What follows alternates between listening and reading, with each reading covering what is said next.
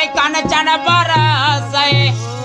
कौवाए गई आदर करो यो चलत नवाओसीस और बार बार बेनती करूं जब बार बराम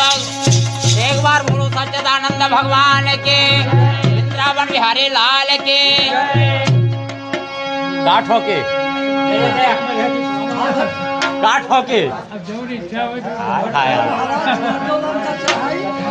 क्या बोला तो सीधा बात हम लोग कह लेते नहीं चढ़ाए के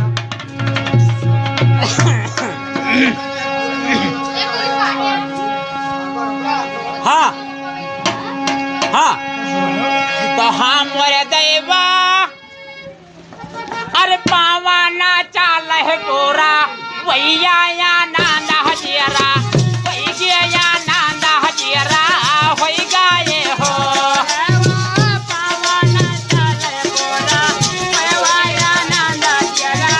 होई गया या नांदा हजियरा होई गाये हो दैवा पावा ना चाल है गोरा वैया या नांदा हजियरा होई गया या नांदा हजियरा होई गाये हो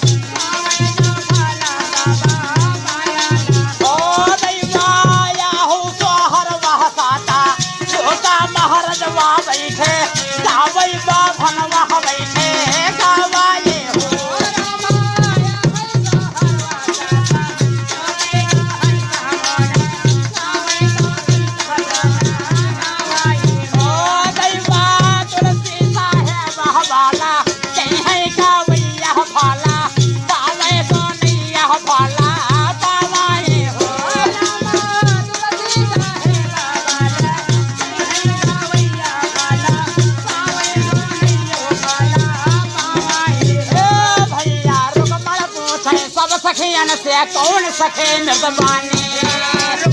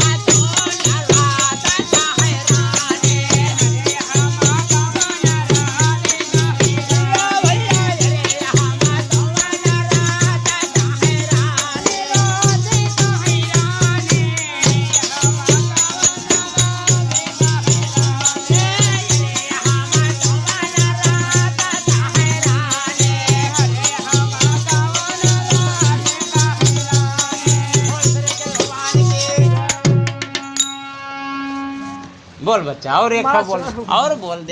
बोल दे चले हम हेरा करे थे शब्द गई चरो